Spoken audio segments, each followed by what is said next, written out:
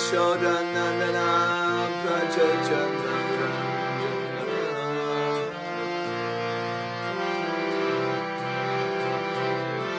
Yashodanandana Prajajana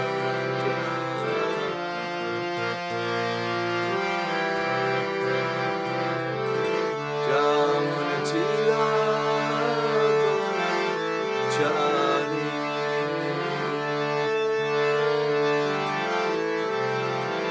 Jamunatila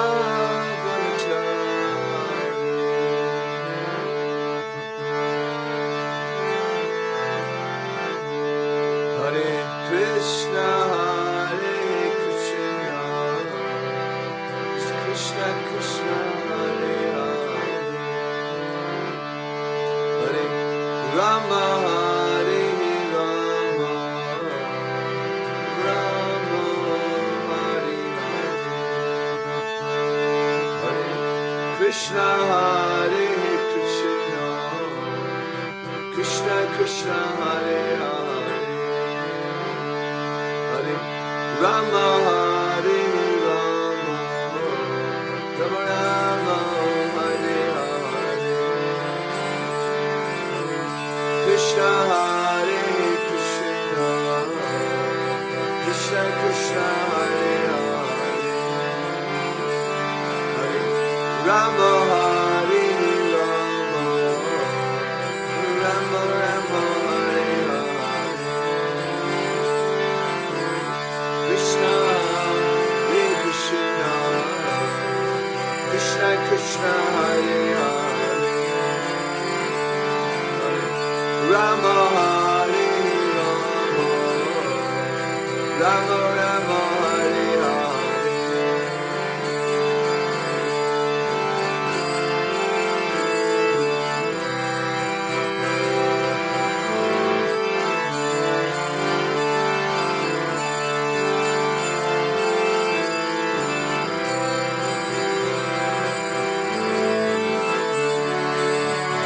Jaya Radha Govinda, Radha Govinda, Radha Govinda, Shri Radhe Jaya, Radha Govinda, Radha Govinda, Radha Govinda, Shri Radhe Jaya, Sachinandana, Gaura Hari Jaya, Sachinandana, Gaura Hari.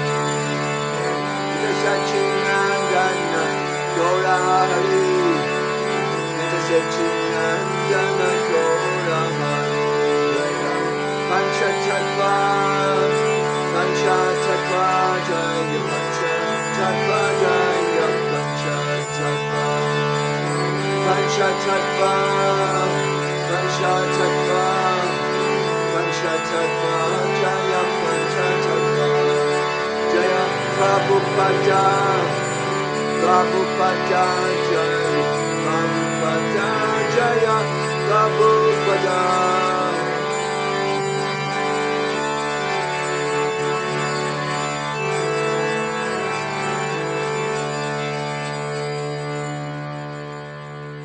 Jai Om Vishnupad Paramahamsa Parivrajikacharya Stolhara Satashishi Man His Divine Grace A.C. Bhaktivedanta Swami Srila Prabhupada Ki. ISKCON founder Acharya Srila Prabhupada Ki. Anantakota Vaishnava Vrinda Ki. Namacharya Srila Haridas Thakur Ki. Yantaraj Srimad Bhagavatam Ki. Gaur Premanande. All glories to the assembled devotees. All glories to the assembled devotees. All glories to the assembled devotees. All glories to Shri Guru and Gauranga. Om Namo Bhagavate Vasudevaya. Om Namo Bhagavate Vasudevaya. Om Namo Bhagavate Vasudevaya. Hare Krishna. So welcome back to the Tuesday morning Bhagavatam class. Fantastic way to start today. To hear Srimad Bhagavatam. I'm going just to keep going on where we had left off, the departure of Lord Kṛṣṇa for Dwarka. There's some amazing lessons in all of these chapters. and in all these texts. So I'll just do the Sanskrit. What chapter? Canto? Canto 1, chapter 10, text number 19. Ashriyan natasha satyas tatra tatra tujerita nanurupa nurupascha nirgunasya gunatmana ashrayan tashita satyas tatra tatra tujerita nanurupa nurupascha nirgunasya gunatmana ashrayanta being heard, ashisha benediction, satya all truths, tatra here, tatra there, dvijatrita sounded by learned brahmanas, na not, anurupa befitting, anurupa fitting, cha also, nirgunasya of the absolute, guna atmana playing the role of a human being. And translation and purport by His Divine Grace Srila Prabhupada. It was heard here and there that the benedictions being paid to Krishna were neither befitting nor unbefitting, because they were all for the Absolute, who is now playing the part of a human being. At places there were sounds of Vedic benediction aiming at the personality of Godhead Sri Krishna. The benedictions were fitting in the sense that the Lord was playing the part of a human being, as if a cousin of Maharaj Yudhishthira. But they were also unfitting, because the Lord is absolute and has nothing to do with any kind of material relativities. He is nirguna, or there are no material qualities in him, but he is full of transcendental qualities.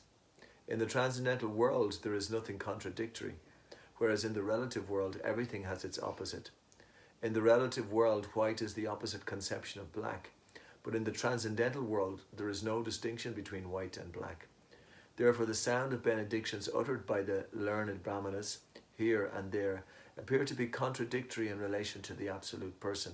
But when they are applied to the absolute person, they lose all contradiction and become transcendental. One example may be very clear, make clear this idea. Lord Sri Krishna is sometimes described as a thief. He is very famous amongst his pure devotees as the Makanakchora. He used to steal butter from the houses of neighbours at Vrindavan in his early age. Since then he is famous as a thief. But in spite of his being famous as a thief, he is worshipped as a thief, whereas in the mundane world, a thief is punished and never praised. Since he is the absolute personality of Godhead, everything is applicable to him. And still, in spite of all contradictions, he is the supreme personality of Godhead.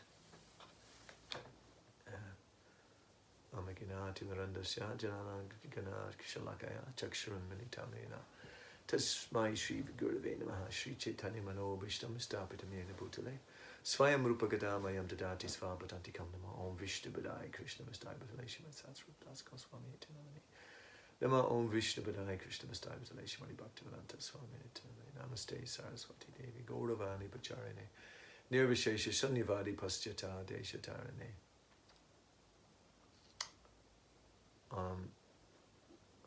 Today's class is quite interesting because it's quite it's not a contradiction, but it's Prabhupada explains how these things don't apply to the absolute, how there are two different the relativities of the material world don't relate in the spiritual world. They're there, but they're the same. Prabhupada would sometimes say 2 + 2 = 4. And 2 - 2 is 1 + 1 = 2, and 1 a very complex arithmetic situation here. 1 + 1 is equal to 1, and 1 - 1 is also equal to 1. So Prabhupada says that there's no diminution in the spiritual world. So what are we doing here in the morning time? discussing Srimad Bhagavatam about these relativities? Well, it's to try to give us some perspective on how great the Absolute Truth is. The Absolute Truth has come down here and is performing the pastimes in the material world for the benefit of the living entities who are stuck here in the material world and who want to make their way back to the spiritual world. He even comes for everybody, aham sarvasya prabhu mata smitter mata. Sorry, I'll just get these verses. I can sometimes not great on the remembrance of them. It's 4:9. I kind of know where they are, so it's kind of a mathematical side that I have. Didn't even get that right. It's 10:9. Sorry.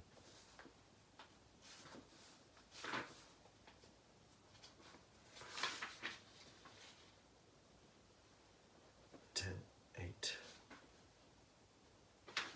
Aham sarvasya prabhavo mata sarvam pravartate iti matva bhajanti mam buddha bhava samanvita.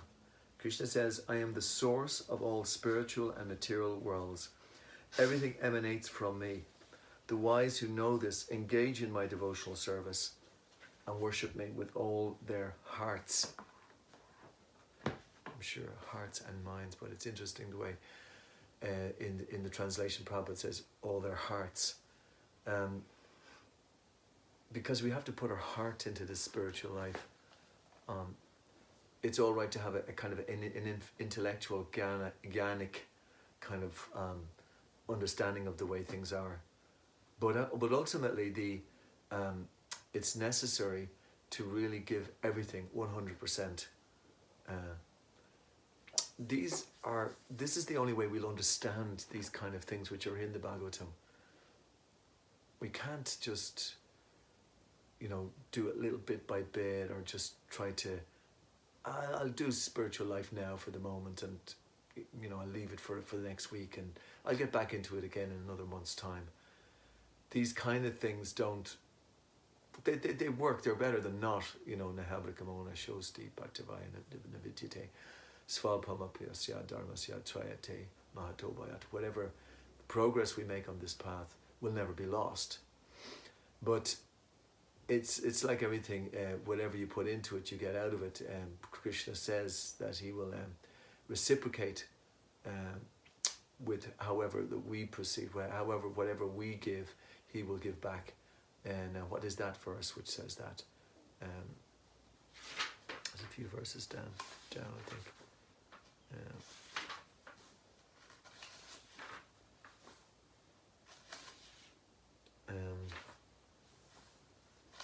Again, my brain power is not really functioning at the moment, but Krishna says, I give them special mercy for which they can come to me, but he also says that according as they surrender to me, I reward them, and everyone follows my path in all respects. So in that sense, the intensity of love that we put into the whole our Krishna consciousness will be reciprocated by Krishna. Lolium is the price of Krishna consciousness. Lolium means the intense greed to have spiritual life. Now we can put that, the intense greed, and put it in opposite to things like egoism and lethargy. That's a specific verse in Bhagavad Gita as well, in the 2nd chapter, where or in the 3rd chapter, it's 3:30, which is it's very nice the way Krishna puts that actually. He says that therefore, O Arjuna, surrendering all your works unto me. So surrendering all your works unto me, that takes a lot in itself. With full knowledge of me, without desire for profit, and with no claims to proprietorship, and free from lethargy, fight. So lethargy is it's a big enemy actually here. In another place it's egoism and lethargy. I maybe find that it's another verse, but it says here without lethargy and free from lethargy. I'm saying that because it's very easy to slip into the material world and the demands of the material world, and just to say, well, I can't really force myself to think deeply about Krishna consciousness because I'm so stuck in the present moment that I don't have time to actually to meditate deeply on why I'm here and what I'm doing here. And that's really why Prabhupada set up this Bhagavatam class, so that in the morning time, after the program, after chanting, we can actually discuss what it is we're understanding in this spiritual life. It means that we can somehow or other take a time out of the busy day that we may be involved in, and take the time to meditate and to think about why we're doing what we're doing. And it gives us time then to think about Krishna.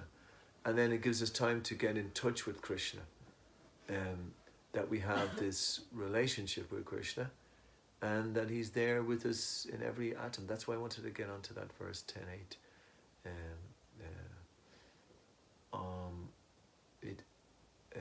Iti matva bhajanti mam buddha bhava samambita. In other words, that the Krishna is the source of all the material and spiritual worlds. So that person, that's who we want to get into touch with. Now, as we refine our understanding of Krishna, and as we see here in this particular section, Krishna is leaving Dwarka, or leaving for Dwarka, and all the devotees who are with him during the previous months are very attached to Krishna, and they want to be with him. And they're, it's explained that even Gandhari, even Dhritarashtra, who's been absolutely going contrary to Krishna, is trying to hang on to Krishna. You just want Krishna to go. And we have to try to get into that type of intensity ourselves, that we don't want to be without Krishna for any minute of the day. I gave this one practical benefit of it, if you're looking for a practical benefit from being Krishna conscious. It is that Bhagavad Gita explains that we have to be, matra sparshas to kantiya santoshna to sukada, happiness and distress, fame or infamy, honor or dishonor. These things, they can't affect us because that isn't who we are. That is the outcome of being here in the material world. These things are going to be thrown at us. Generally, people, if they're trying to lead a pious life, they like to be known as a pious person. But that's not always what happens, and oftentimes one is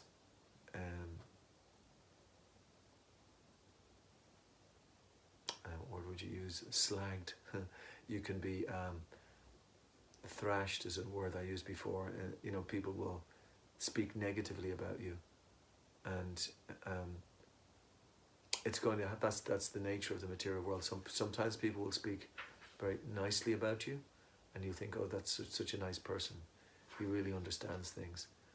Or people don't usually talk negatively to your face, but you hear about it afterwards, what they think about you.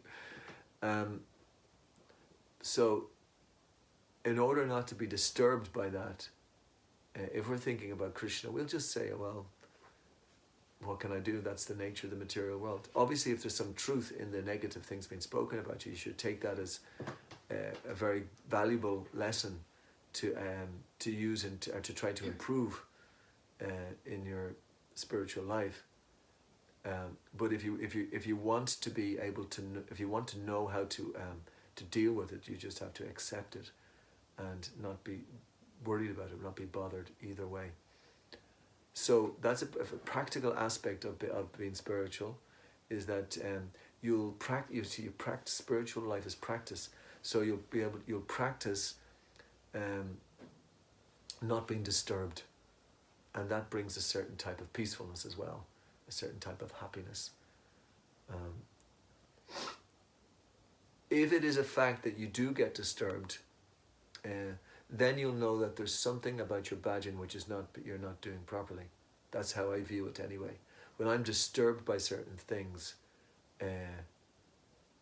then I start to go into myself and to try to understand where is it that I'm letting this negativity enter into my life, and then I try to actually to deal with it. I try to see what I'm doing. Am I not chanting enough? Am I being lethargic about my spiritual life? It could be a simple physical thing. Am I not getting enough spiritual? Am I not getting enough sleep? It could be as simple as that. You know, it's the regulation.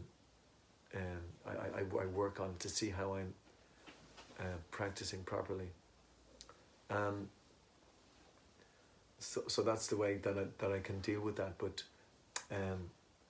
generally, then when I read the Shastra, I get that need to try to develop that even-mindedness amidst happiness and distress. It's generally not an outward adjustment is what's needed. Generally what's needed is an inward adjustment. The law of karma is there. We are who we are. We're in the situation we're in because of who we are and what we've done previously. And a kind of varnashram goes on, like in other words, you're generally attracted to do things that you're more inclined to do. So whatever position that we're in now, we should, just work from that position. We can alter things bit by bit, but generally the position that we're in is probably the position we're meant to be in, and then from there though we should develop our spiritual life, and then for the activities that we perform in that situation, we should do them as an offering to Krishna. The Bhagavatam, Bhagavad Gita explains to us that we take direction from the spiritual master, from the spiritual guide. So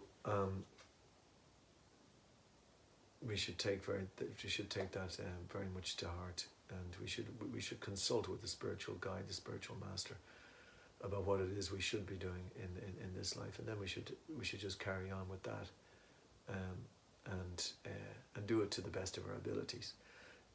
I'm not a man for just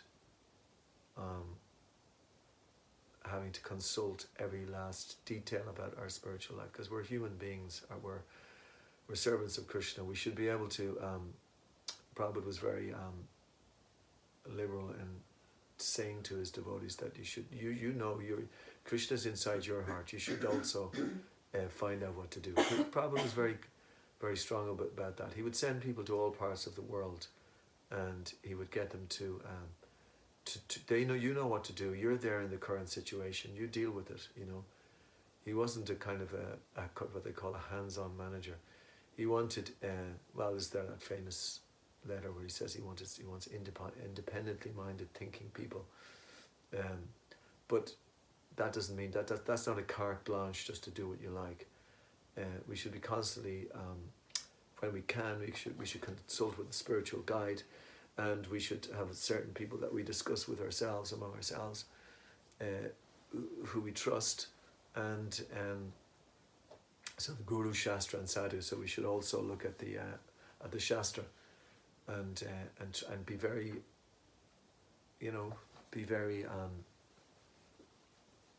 loyal to the Shastra.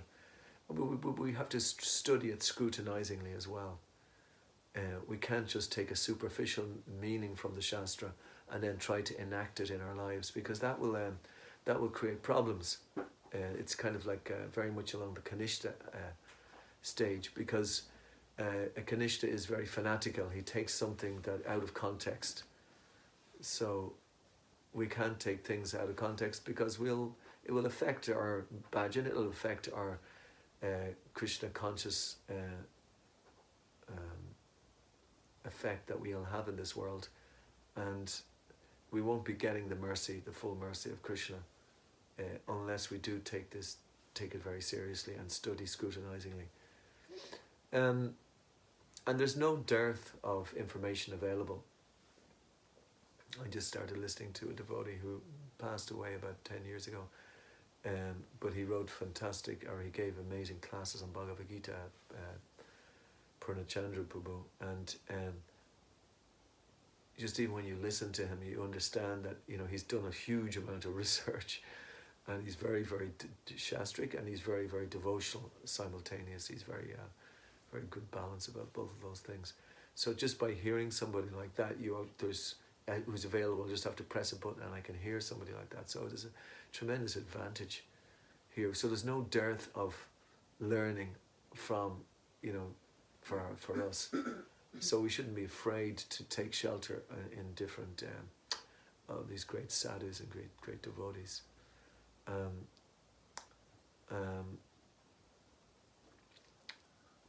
Because that can help us. So we just have to be careful about the balance.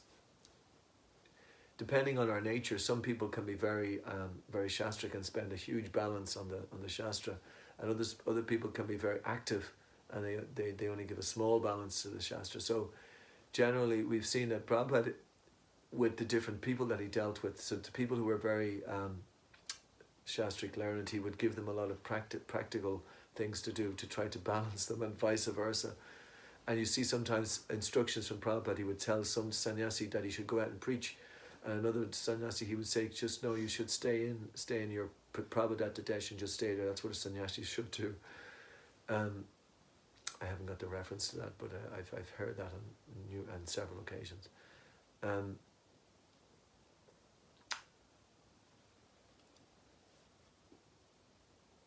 But Prabhupada wanted us to dig deep. He wanted us to to really study scrutinizingly, and this point as well I was making as well, that even in the duties that we perform now in ISKCON, if we have some specific duty in ISKCON, we have management courses, we have lectures, we have so much information available on how to do things as well. So on that level, we shouldn't also be speculate. There shouldn't be too much room for speculation. There should be. It's very clear what we should do. And that's why you see in a lot of different government agencies at the moment, they have protocols. When this happens, then you do this. When this happens, then you do this. When this happens, you do this. And all of these things are there. Some of them are there just maybe to avoid having court cases, or avoid having different claims against your organization. So they have these protocols to avoid these things, so that you don't have to think everything out as well. That's another benefit. You just know this is what we do when this happens. So spiritual life is also like that. It is both. These are two opposites. Like it is creative. You have to use your own creative energy to work on things and to see how you do things. But also you have to follow a process as well. So how to know what to do and when, Prabhupada said that takes a little intelligence. So we should be always working on our intelligence, Buddhi Yoga, which is Srimad Bhagavad Gita. We should be studying, we should be sharpening our intelligence, sharpen the sword. We see that from a famous management guru. You should sharpen the sword as much as possible so that you're ready to take on whatever thing is thrown at you in your daily life, so that you know how to act properly, that you don't make mistakes. Because mistakes can be very, very grounding. You could lose your temper, for instance. That's a big mistake in some instances. In other instances, you have to show strength. So to know when to apply the different things is very important. So that actually gets us back to today's verse, because this is where opposites happen as well. When Krishna, Prabhupada gives that example of Krishna as a thief. Normally a thief is not very much required. A thief is is something which everybody hates. I mean, like we have here in our neighbourhood, there's a thief that goes round, and even the Gardaí know who it is, but they can't arrest him because they don't have actual proof. But my next door neighbour found him in another neighbour's garden the other morning at 2:30 with a torchlight on, you know, trying to get his way in to break into some place. So, you know, you work very hard, and then suddenly somebody comes and tries to steal it. You know, it's such an annoyance. I remember in our art gallery that happened. There was some thieves came in, and they tried to grab something, and I ran out the door, like I'm kind of in my 60s now, so to try to grab the person, you know, who was running off with something. You just get this energy. I've worked so hard, and this guy comes in, he steals it from me. So even in the Manu Samhita, it said thieves should be punished severely. It gave the example that just hands should be chopped off. You know, I don't know if we'll get away with that today. You know, will we apply the Manu Samhita today in that situation? Prabhupada said we should follow books like Manu Samhita, so why don't we do it? So that's another aspect for your intelligence, to know when to apply these different things and when not to. Prabhupada said also we should follow the laws of the land. It doesn't allow you to chop off somebody's hand. So these are different things that we have to be able to deal with in our spiritual life, and in our spiritual practice, and in understanding the scripture, and to be able to present it in an intelligible way. So thieves are very much not liked. They're very, you know, I don't know anybody who likes thieves. But at the same time, when Krishna was stealing the butter from and the yogurt that was kept hanging from a swing, and was quickly running in fear from Mother Yashoda, who ran after him with greater speed, we worship that Krishna who does that, and the gopis were all hoping that Krishna would do that in their courtyard, because they'd see him stealing, and they'd have this interaction with Krishna. And what is the mindset of Krishna when he's doing that? You know, there's so much, there's books being written about what Krishna is thinking of, you know. And so when Krishna does that, I'm not going to get into the whole Leela on that, because I would like to probably do a whole study on that before I would attempt to describe what Krishna's mentality is while he's doing that. But we know that it's fun for Krishna, just like he likes going up in the air with Srinavarta. He likes goes onto a little, you know, what are these called? These at the fun fair you have these big helter-skelter things, you know. So Krishna likes that as well. So Krishna has things that he likes, even though he's controlling everything. He's controlling everything, including the air, the sky, the seas. He's way, way up beyond all the material universe, and still Krishna is. He likes to go on a kind of one of these rides in the fair, on top of Srinavarta. But that's the Krishna that we have to get to know. That's the personality that we need to be very intimate with and be very close to. We take shelter of the different residents of Vrindavan as when we progress into the latter stages, the more exalted stages of Krishna consciousness. We take shelter of the some resident Vrindavan, and I mean, it is an extraordinary process that we're involved in here in Krishna consciousness. I mean, if you look on it, sometimes I don't, because it's kind of scary, and but Krishna says Maya Shakti Maya Krishna Yoga Yonjan Shreya. We will know him in full, free from doubt. But the process is that we are not interested in this material world. We see it as absolutely flimsy. It is temporary. It's only going to last a little while. You become angry with this person now. This person drives in front of you. You know, 10 days time, will you remember it? A year later, 10 lifetimes later, 100 lifetimes later, does it matter? So that's this lifetime is like that. But what we need to do is to take shelter in Krishna and Krishna's what's going on in the spiritual world. So that's what we have to take shelter in. That's what all these pastimes are telling us. The spiritual world is the most important, and so we hear about Krishna's activities there. So we get involved in this little boy's activities, because this is what the ISKCON movement is about. This is the Krishna consciousness movement. We become attached to Krishna in one of his particular aspects, and we're not interested in the stock market, we're not interested in Brexit, we're not interested in the coronavirus, we're not interested in politics mundane. We're interested in the little boy, the little blue boy, who is playing in the courtyard of Nanda Maharaj.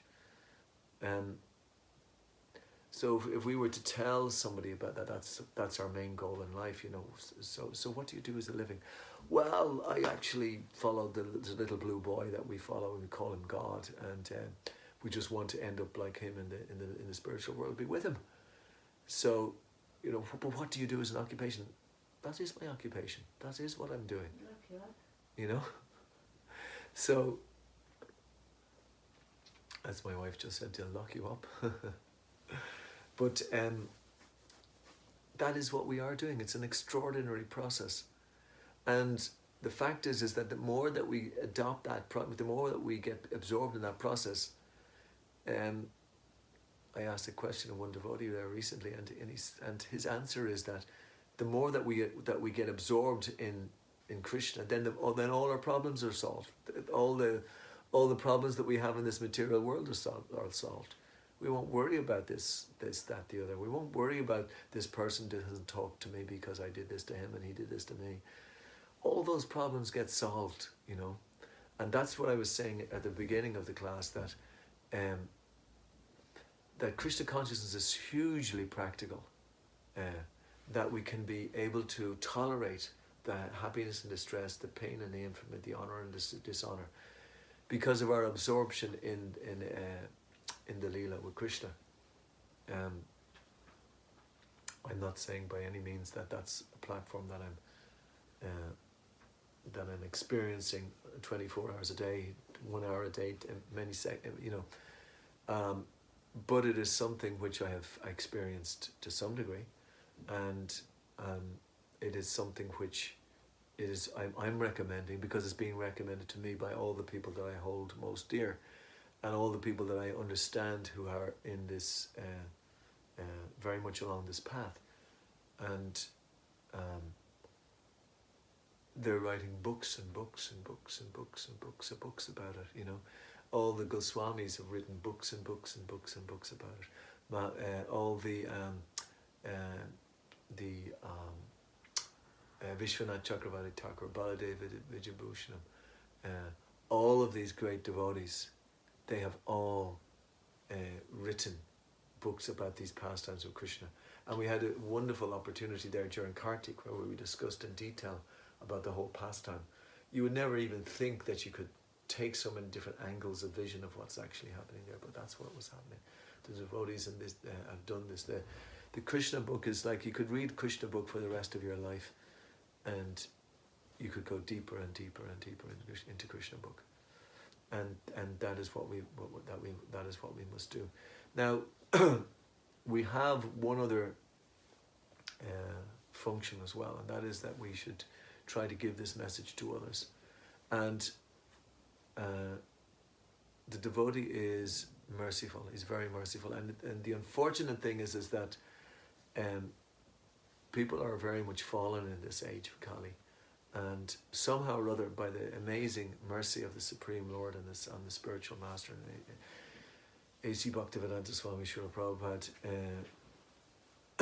we have gotten a taste of this. We have gotten some understanding of this Krishna consciousness, and